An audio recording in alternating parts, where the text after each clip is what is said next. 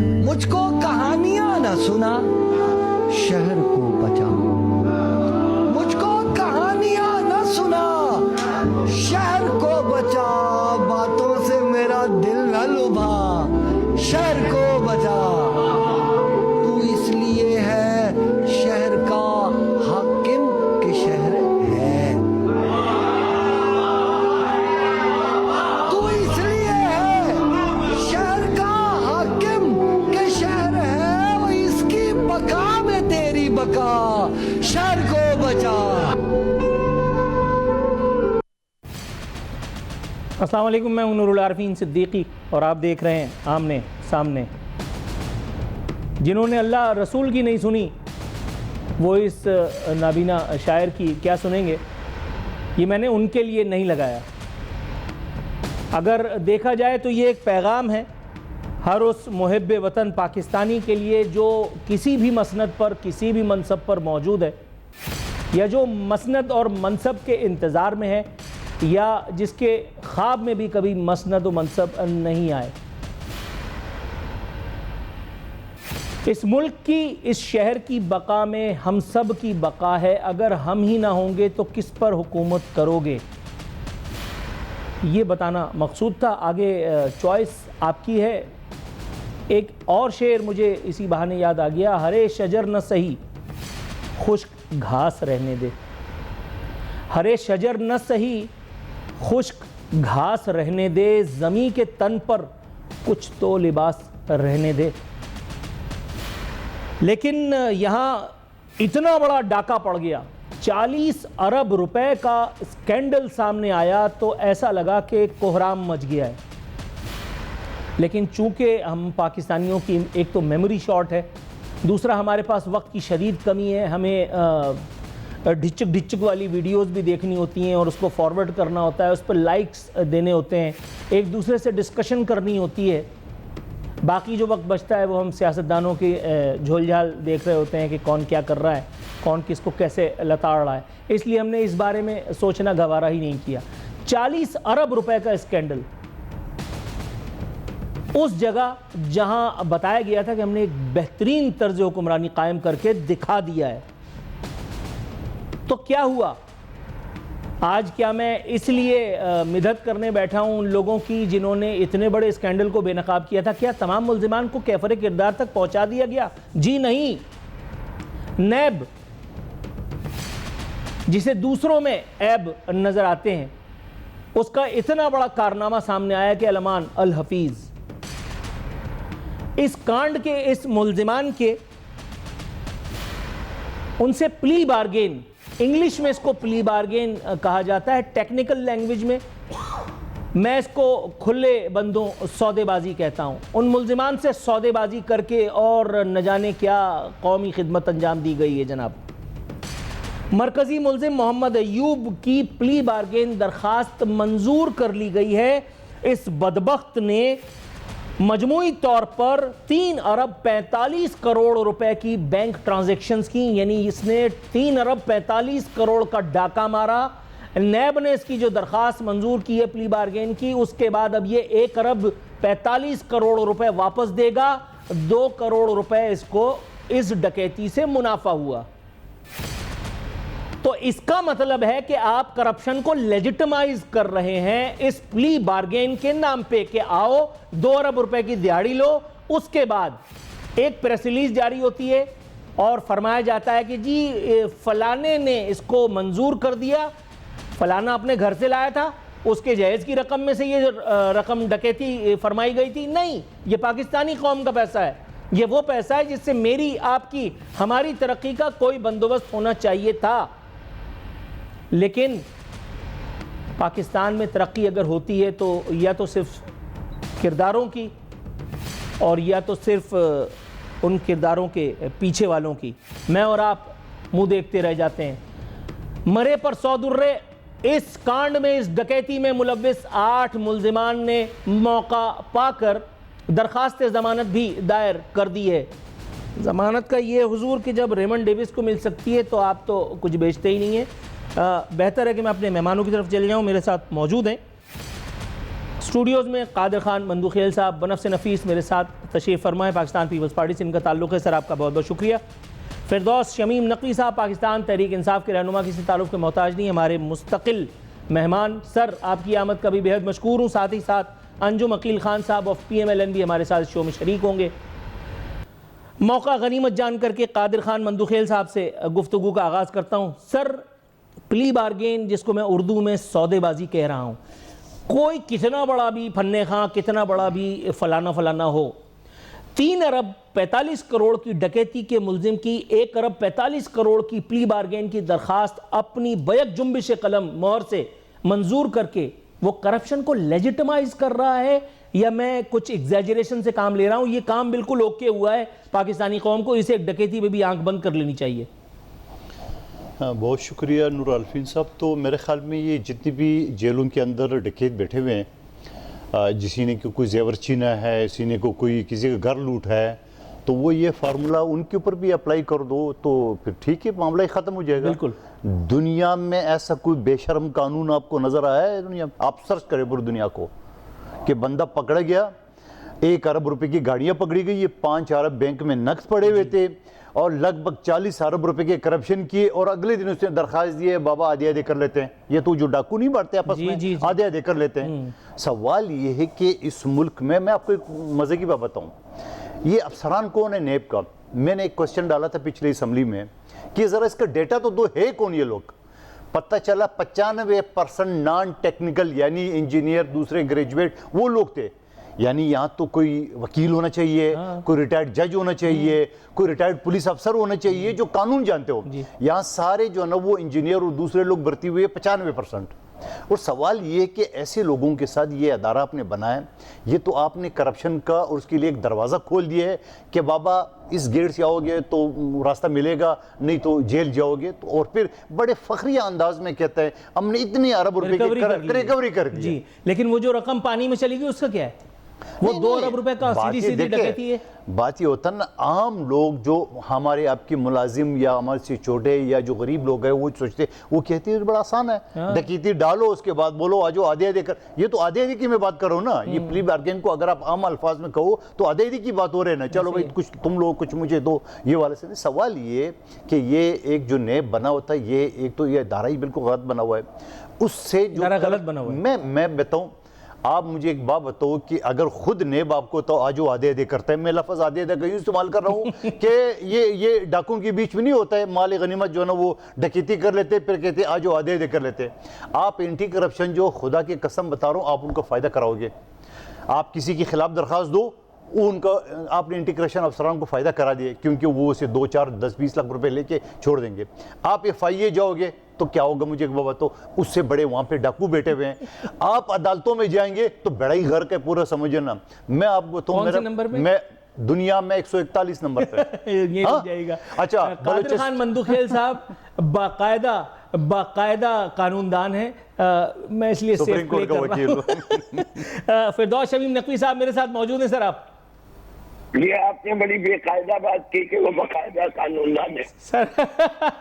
Sir आपकी मौजूदगी का फायदा उठाते हुए मैं ये पूछना चाह रहा हूँ जनाबे वाला, ये तो बड़ा सीधा सा रास्ता है कि कोहिस्तान में जो इतना बड़ा कांड हुआ था और उसके बाद फिर शोर मच गया था कि जी देखिए ये क्या हो गया और ये किन लोगों के नाम लेवा हैं और ये क्या बनाने चले थे, उसमें तो नाकाम हुए, लेकिन अपनी नाक के नीचे की ये करप्शन नहीं रोक सके। हुजूर वाला पहले तो इस बात पे आ जाइए, और दूसरा ये जो करप्शन को प्ली बार्गेन के नाम पर हलाल फरमाया जा रहा है, आपके इसके ऊपर तासुरात क्या हैं? देखिए, मैं तो इस वाले मामले पे बहुत दफा कह चुका हूँ कि principally plea bargain is not a good law. ऐसे कि जब तक आदमी के फुल रिकवरी नहीं हो, there should be no bargain. The only bargain is 50% recovery हो गई, चलो तुम्हारी 25% सजा कम हो जाएगी उस क्राइम की। लेकिन ये नहीं हो सकता कि नेट पॉजिटिव रिजल्ट जो है वो क्रिमिनल के हाथ हो जाए। ये कैसी प्री बार्गेन हुई कि the state is at a loss, the individual is at a benefit and he gets to enjoy his ill gotten money. Not a good law. और इसके ऊपर सीना भी ठोकते हैं, मुल्क की भी ठोकते हैं, और उसके बाद अपना सीना भी ठोकते हैं कि हमने इतनी रिकवरी कर दी, सोने पे सुहागा। लेकिन सर जिस जगह ये स्कैंडल हुआ है, आप समझ रहे होंगे, वहां बड़ा शोर मचा था कि जी उनकी नाक के नीचे ये काम हो गया, उनको पता नहीं चला, वो गवर्नेंस में नाकाम हो गए। हुजूर थोड़ा सा इस तरफ अगर रोशनी डालें। देखिए, पहली चीज तो लेट्स रिकॉग्नाइज वन थिंग ना, कि करप्शन कहीं भी हो, सूबाई हो, फेडरल हो, वो गलत है, और जो लोग उसमें मुलव्वस हैं वो जिम्मेदार हैं, जिनके नीचे तहत ये हुआ उनको भी कोई ना कोई इल्जाम तो आएगा। ये जितने इदारे हैं ये फेडरल गवर्नमेंट के इदारे हैं, तो प्रोविंशियल गवर्नमेंट तो उसके ऊपर नहीं ओवरसाइट कर रही थी ना, जिसमें ये स्कैंडल आया है। तो I am not saying this कि मुझे कोई तहरीक इंसाफ की केपीके की गवर्नमेंट को बचाने के लिए मैं ये कह रहा हूँ, हकीकत यही है। ठीक है सर, मैं आपसे तवक्कुफ की सदा करते हुए अंजुम अकील खान साहब के पास जाऊंगा। अंजुम साहब, सर केपीके हुकूमत का इसमें इतना खास लेना देना नहीं है, लेकिन अगर हो भी तो भी सवाल मेरा ये है कि 40 अरब का इतना बड़ा खतीर स्कैंडल, अवाम के हक पर बराह रास्त डाका, और कोई भी अपने लेटर हेड पे एक मोहर लगा करके और प्ली बार्गेन अप्रूव करके और इस डकैती को हलाल ठहरा सकता है, ये किस किस्म का कानून है? मेरे साथ एक बाकायदा कानूनदान मौजूद हैं, एक बाकायदा सियासतदान मौजूद हैं, दोनों इसके खिलाफ हैं, तो ये कानून कर क्या रहा है? असल में बात यह है कि इसमें तो कोई शक नहीं है कि बहुत बड़ी करप्शन है और बहुत बड़ा कौमी लॉस है, लेकिन बात फिर वही आती है कि आप जैसा अपने अदालती निज़ाम को जानते हैं कि अगर उस पर केस चलता है तो केस सालों साल चलता है। उस वक्त आज जिसने केस बनाया वो पता नहीं कहाँ होगा, पता नहीं उस वक्त हालात क्या होंगे, 2-4 साल बाद फैसला आता है, 2 साल बाद आता है। तो अभी इसके लिए तो अदालती इस्लाहत होनी चाहिए। मैं समझता हूँ कि ये एक कानून बड़ी इस लिहाज से बेहतर है कि जो कौमी लॉस है वो तो फौरी कवर हो ना, या तो आप अपना अदालती निजाम ऐसा बना। सर कौमी लॉस कैसे रिकवर हो रहा है, जरा ये तो बताइए। 3 अरब 45 करोड़ का डाका मारा एक आदमी ने, 1 अरब 45 करोड़ देने की हामी भरी, ये 2 अरब रुपए कहां चले गए? जवाब तो दे रहे हैं, वो कह रहे इससे पहले कि अदालतों में लेट हो जाए तो कुछ तो मिल रहा है, वो तो यही तो कह रहे हो। मैं ये कहता हूँ कि अदालतों में आप सब जानते हैं कि कितना लंबा खाता जाता है, और फिर उस वक्त जो हमारे कानूनी बहुत सारे सिस्टम है, बहुत सारे की पहले आप किसी केस में देखते हैं जी मुद्दई नहीं है, वकील नहीं है, किसी कौन नहीं है, ये सिलसिला हमारा कोई भी केस होते हैं जनरली वो 2-3-4 साल लेते हैं। तो इसलिए अगर नैब में कानून में अगर ये प्री बार्गेन एक जो सहूलत है, मैं समझता हूँ ये बड़ी अच्छी सहूलत है। और मौजूदा चेयरमैन साहब की कोशिश, इनकी कोशिश भी ये होती है कि मैक्सिमम जो है जो पैसा कौम का पैसा फौरन रिकवर किया जाए। सर तो मतलब मैं एक बात जानता हूं कि अपनी जेब से अगर 200 रुपए भी देना पड़ता तो वो भारी होता है। मैं एक बहुत बड़े कंपनी में मीडिया एडवाइजर था, मैं एमडी के सामने खड़ा हुआ था और वो 500 रुपए पे अपने माली को डांट रहा था। एक कॉर्पोरेट इदारे की बात बता रहा हूं मैं, अगर नाम बता दूं तो ये छत नीचे आ जाएगी। 500 रुपए पे वो अपने माली को डांट रहा था, और आपने 2 अरब रुपए, मतलब आप कह रहे हैं कि चेयरमैन साहब वाह वाह वाह, और आप कह रहे हैं कि ये कानून बहुत अच्छा है। मतलब या तो मेरे पानी में कुछ है या तो मामलात है। समझे हैं चेयरमैन साहब, अगर जितने पैसे उन्होंने खाए सारे कवर करेंगे। अगर 45 अरब खाया तो 45 के 45 कवर करेंगे। चेयरमैन साहब के माशाल्लाह वो बड़े बासलाहियत आदमी है, देखो प्यार से कहते हैं कि जो लिए हैं आप वापस करें। आपको किसने कहा कि 2 अरब लेकर? चेयरमैन साहब बड़े बासलाहियत आदमी है, वो तो नजर ही आ रहा है। अब मैं उनकी सलाहियत के पे अगर प्रोग्राम करूंगा तो फिर मेरा ख्याल है बड़े मामला। वकील साहब से एक सवाल करूं सर, मुख्तसर सा वक्फा और वक्फे के बाद दोबारा हाजिर होते हैं।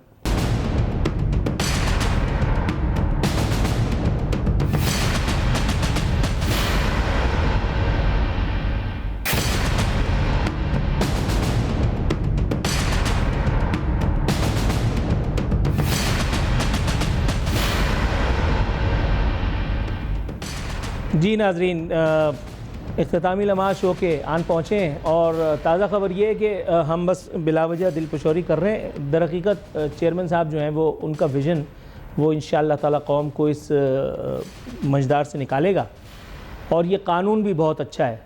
और ये फरमाया हमारे अंजुम अकील साहब जिनका ताल्लुक़ है पाकिस्तान मुस्लिम लीग नवाज़ से। मेरा ख्याल है सर प्रोग्राम ख़त्म करते हैं क्योंकि कानून भी बहुत अच्छा है और चेयरमैन साहब का विज़न जो है वो इंशाअल्लाह ताला कौम को इस डकैती से भी बचाएगा और अगली डकैतियों से भी। तो फिर अब बात क्या हो सकती है? मेरे ख्याल में ये होता है ना कि वो सारे पाकिस्तान भर से सारे ज़िलों से एक लिस्ट मंगा ले, जो करप्शन में है उनको बोला आ जाओ भाई, लाइन में लग जाओ, पैसे देते जाओ और जाते रहो। और फिर मेरा सवाल ये है कि ये जो 40 अरब की करप्शन हो रही थी तो एक दिन में तो नहीं हो रही थी, तो ये तो सालों लगे होंगे, महीनों लगे होंगे। तो उस वक्त कहाँ थे ये लोग? सवाल उस वक्त कहाँ थे? करप्शन हो रहा है, पूरी दुनिया को पता है, बच्चे बच्चे को पता है। फिर आयन टाइम पे जाके कोई ताल्लुकात ख़राब हो, जो नहीं वो खेपिया जो होता है ना बाहर सामान बेचते हैं कि मतलब कि कस्टम अफसर नहीं हो तो पकड़ा जाता है। वो मैंने किसी से पूछा क्या है, बोले लोग कह रहे वो असल में उसी ड्यूटी बदल जाती है तो फिर वो पकड़ा जाता है। तो सवाल ये कि एक अदारा आपका बना हुआ है कि लोगों को सजाएं दे, और नेब का एक कानून इस लिहाज से जो ना वो अंग्रेज़ के कानून से अलग है। वो ये नेब का कानून ये कि ये मोबाइल मैंने लिए, मैं साबित करूंगा कि मैंने किस पैसों से खरीदा है।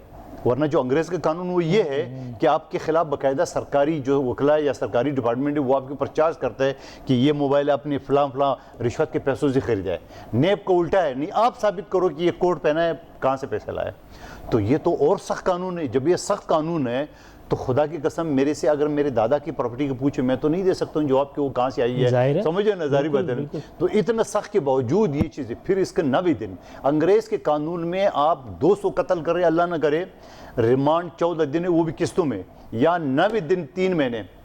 डॉक्टर आसिम को, अपना खुर्शीद शाह साहब को यहाँ पे 3-3, 6-6 महीने उन्होंने वो रगड़ दिए, वो हल किए। उसके बाद इल्ज़ाम क्या था कि 194 अरब रुपए अगर ये गैस लाइन यहाँ से गुजारते तो उसको फ़ायदा होता है, पैसे उसने जेब में नहीं लिया है। सवाल ये कि अगर आप केस बनाते भी हो, जो इस तब के क्लियर केस है, उसको 2 जूते मारो इस ठेकेदार को और उनके अकाउंट को, और पैसे निकालो, पूरा लाइव शो दिखा दो लोगों को कि ये सबूत है, ये सारी चीज़ें। और फिर अदालत कौन सा मसला है, बना ले एक स्पेशल अदालत और बना ले, हाँ इस करप्शन के ऊपर एक स्पेशल अदालत बना ले। और फिर ये जो 5-5 हज़ार का नोट जो मैंने असम्बली में भी उठाया कि 5 हज़ार का नोट ख़त्म होना चाहिए, क्योंकि लोगों को, और फिर पैसे सिर्फ नूर अल्फीन साहब बैंकों में नहीं पड़े हैं, घरों में भी पड़े हुए, दफ्तरों में भी पड़े हुए, गोदामों में भी पड़े हुए। लेकिन सर ये पैसे, एक तो ये बात, पहली बात तो ये कि ये अब कोई खबर नहीं है कि पैसे घरों में पड़े हुए, जिनके घरों से पैसे निकले आपको बताएंगे सर, जिनके घरों से पैसे निकले उनको क्या कर लिया हमने?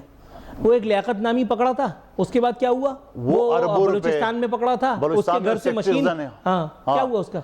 85 करोड़ रुपए उसके घर से निकले जी। शो कितने किए? 13 करोड़, ठीक है ना। और फिर ये लियाकत जो PSHS कराची का, तो वो जो महल नमा घर था, क्या हुआ उसका जरा पता करो।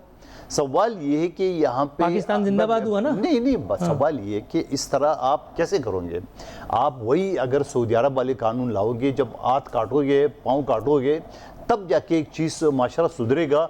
नहीं तो क्या होगा, जो गरीब आदमी है, अल्लाह ना करे, मैं एक मिसाल के तौर बनेंगे, जब मैं और आप करप्शन करेंगे तो फिर जो चाय पकाने वाला दूसरे वाले वो भी बोलेगा अगला तो लाखों पटोरे, मैं भी जरा दाल चीनी में 5-7 रुपए कमा। अकील खान साहब, ये आइडिया आपको कैसा लगा कादिर खान मंदूखेल साहब का कि हमें यहाँ पे टुंटों की फसल तैयार करनी चाहिए, तब जाकर के लोग जो है सुधरेंगे? कैसा लगा सर ये आइडिया?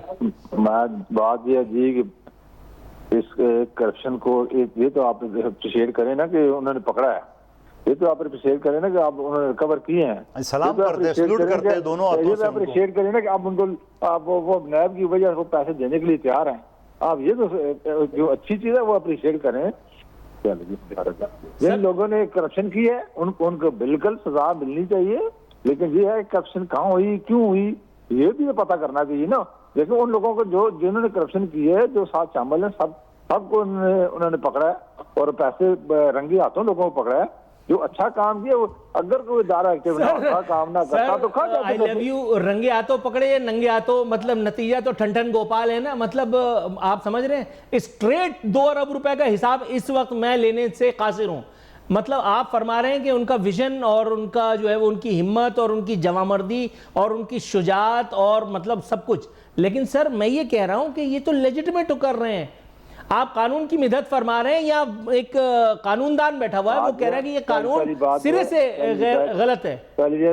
ये तो चेयरमैन साहब ऐसे हैं जो विद इंटरेस्ट वसूल करते हैं पैसे, ठीक है जी। आप कहते हैं कि 40 अरब लिया 2 अरब दे दिए, 2 अरब नहीं दिया, हाँ पैसे पूरे लेते हैं और विद इंटरेस्ट लेते हैं ये चेयरमैन साहब। और उन्होंने जितनी रिकवरी की है, रिकॉर्ड रिकवरी की है, वो आपके सामने है। तो अब आप देखें KPK जैसे सूबे में जाके इतना काम करना, जहाँ जो हुकूमत है ये उसकी जिम्मेदारी है कि अपने इदारों को देखे, जो पैसा जा रहा है सरकार का वो किधर जा रहा है, वो लोगों अंजुम साहब ये बताओ, ये कैसे पता चले कि 40 अरब या 140 है, एक छुपा ली है पहले से, ये भी तो हो सकता है। नहीं, वो तो अगर किसी जगह से जारी हुए हैं तो वहाँ नहीं, वो सबूत नहीं है कि वहाँ से कितने पैसे जारी हुए हैं, किसी इदारे से जारी हुए हैं ना, किसी घर से लिए हैं तो वो तो अलग बात है कितने वसूल हुए हैं। जो जारी है वो सामने है, कितने पैसे जारी हुए हैं वो सारे कवर कर रहे हैं। वो ये तो नहीं कह रहे कि पैसे कितने रिकवर हुए, वो कह रहे हैं कि इतने पैसे जारी हुए हैं, ये फ्रॉड हुआ है और उस फ्रॉड के मुताबिक पैसे हम वसूल करेंगे लोग। सर लेकिन एक बात जो कॉमन है वो ये कि इमरान खान के दौर में जब नैब पे बाकायदा पॉलिटिकल इंजीनियरिंग और पॉलिटिकल विक्टिमाइजेशन का इल्ज़ाम लगता था और वो भी अदालत उज़्मा की तरफ से, उस वक्त में मैंने जो देखा तरीका वो ये कि हज़रत इमरान खान के फॉलोअर्स और उनके रहनुमा और कायदीन वो बाकायदा डिफेंस किया करते थे, डिफेंड करते थे नैब को। और आज वही काम मैं सरकार को करते देख रहा हूं। आप जिस तरह से माशाल्लाह मिदद फरमा रहे हैं, मतलब मेरे सारे सवालात को आप अपने सीने पे झेल रहे हैं, खंदा पेशानी से आप उनका दिफा फरमा रहे हैं, लेकिन कादिर खान मंदूखेल साहब की हंसी और गहरी होती चली जा रही है, उनको मुसलसल एतराज होता चला जा रहा है। मैं तो अप्रिशिएट कर रहा हूँ जी कि इतने कौम के पैसे, अवाम के पैसे उन्हें रिकवर कर रहे हैं, उन्हें निशानदेही की है, पकड़ा है। सर कादिर खान मंदूखेल साहब, बात ये है कि हमें इस बात पे राजी बरज़ा होना चाहिए। जी sir, right sir, right sir, पैसे कहाँ जा रहे हैं? Right sir. अच्छा, ये पूरे पाकिस्तान में ये एक ही करप्शन हुआ है, बाकी कुछ नहीं हुआ है? हाँ, इसका तो हिसाब कर लें, बाकी को छोड़ दें। अच्छा, मतलब ये हुआ। अच्छा, और ये नेब का कारनामा है जो ने पकड़े हैं, हाँ। तो नेब सो रही थी जो करप्शन कर रही थी? एक दिन में तो नहीं करप्शन किए 40 अरब, ये तो 4-6 महीने, साल 2 साल लगे होंगे। तो उस वक्त क्या कर रहे थे? सो रही थी, इंतजार कर। सुबह जैसे पैसे जारी हो रहे हैं मोहतरम, उनको चाहिए था कि मैं पैसे। अच्छा, पंजाब में करप्शन नहीं है? काम हो रहा है कि नहीं आ रहा? पंजाब में करप्शन नहीं हो रही है, इस्लामाबाद में नहीं हो रही है। काम है इस्लामाबाद में जमीनों में करप्शन नहीं हो रही है अंजुम वकील साहब। इस्लामाबाद में जो लैंड ग्रेबर बड़े बड़े पड़े हुए जो करप्शन कर रहे हैं, बड़े बड़े प्लाजे बना लिए, वो करप्शन में नहीं आता है। पंजाब में जो करप्शन हो रही है, प्लाजे बना रहे हैं लाहौर में, जमीनें वो नहीं हो रही। आप नहीं, आप ये गलत कह रहे हैं। बड़े बड़े प्लाजे बनाने वाले कई लोग ओवरसीज बैठे हैं, बाहर से पैसे कमा के यहाँ भेज रहे हैं, इन्वेस्ट कर रहे हैं। कई लोग पाकिस्तान के अंदर बिजनेस कर रहे हैं, हलाल का वो बना रहे हैं। तो ये तो मेरे ख्याल में जो इस्लामाबाद में बड़े बड़े प्लाजे सारे ग्रैबर हैं, ये गलत बात है। नहीं, मैंने ये नहीं बोला सारे लैंड ग्रेबर है, लेकिन लैंड ग्रेबर तो है ना इस्लामाबाद में। हमारे लोग, मैं ये नहीं कह रहा हूँ कि सारे करप्शन में है, लेकिन ये कि लैंड ग्रेबर तो सबसे ज्यादा इस्लामाबाद में है। आप उनकी बात करें जो पैसे पाकिस्तान में कमाते हैं और जाके दुबई में लगाते हैं, पैसे पाकिस्तान में कमाते हैं और पैसे जाके जो इस्लामाबाद में हाउसिंग सोसाइटी बनी है वो ठीक है, सारी ठीक है। मतलब कोई जमीन हड़प नहीं की है, कोई करप्शन नहीं है, कोई लोगों से पैसे नहीं बटोरा है, वो ठीक है। और ये जो पिछले साल में जो सुप्रीम कोर्ट में केस चला था, मैं बैठा हुआ था, हाउसिंग सोसाइटी का पंजाब का, उसका मेरे पास पूरे डिटेल है, वो ठीक है, सारी सोसाइटी ठीक है, कानून के मुताबिक करे, करप्शन कोई नहीं है, लैंड ग्रेबिंग कोई नहीं है, सरकारी जमीन कोई हड़प नहीं की उन्होंने। जी हमने कहा करप्शन नहीं है, करप्शन तो है। करप्शन तो मैं समझा हूँ कि पूरे पाकिस्तान में है, लेकिन हकीकत यह है कि जो करप्शन कुछ मखसूस सूबों में है, वो पंजाब की, मैं आप मिसाल कहते हैं, पंजाब में एक करप्शन नहीं है। मैं नहीं कहता कि पंजाब में 100% लोग फरिश्ते हैं, ये ठीक है, वो थोड़ी बहुत ही है। नहीं, हाउसिंग सोसाइटी में करप्शन नहीं हो रही है, वो पूरे पंजाब में ना, इस्लामाबाद समेत। आप सुप्रीम कोर्ट में साकिब निसार के कोर्ट में ये केस चल रहा था, मैं बैठा हुआ था उसमें। भाई बात सुने, हम तो जिसने काम किया, मैंने भी ग्वादर हाउसिंग सोसाइटी के खिलाफ केस किया था, रिजल्ट कुछ नहीं निकला। वो एक बिल्डर है जो 5 हाउसिंग सोसाइटी में बगैर मेरिट के उसको मिली थी और आज तक वो अरबों खरबों रुपए इसने हड़प किए। कोई पूछने वाला नहीं। मैंने नेब में भी केस अफसल किए, बात, मैंने अब उस सुप्रीम कोर्ट में भी किया, रिजल्ट कुछ नहीं निकला। इस्लामाबाद में जो बहुत सारी सोसाइटी है, सबकी बात नहीं कर रहा हूँ, करप्शन तो उन्होंने भी किया, जमीनें हड़प की है, सरकारी जमीन अपने जाली खाते बनाया। भाईजान आप अपने को कहने की नफी कर रहे हैं, लेकिन अब चेयरमैन नायब लोगों को रिकवर कर लेता है, तो आप कहते हैं उस लोगों को रिकवर करके छोड़ना नहीं चाहिए।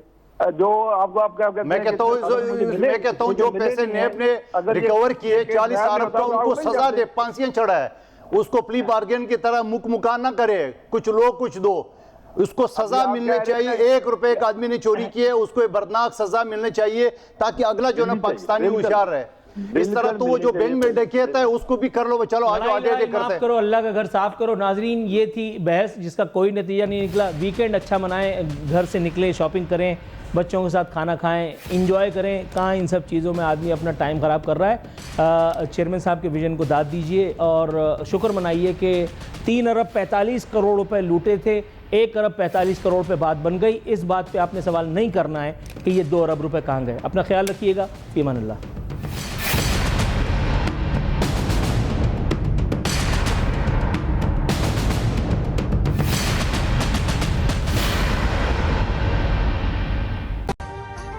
अभी सब्सक्राइब करें ताकि कोई खबर रह न जाए।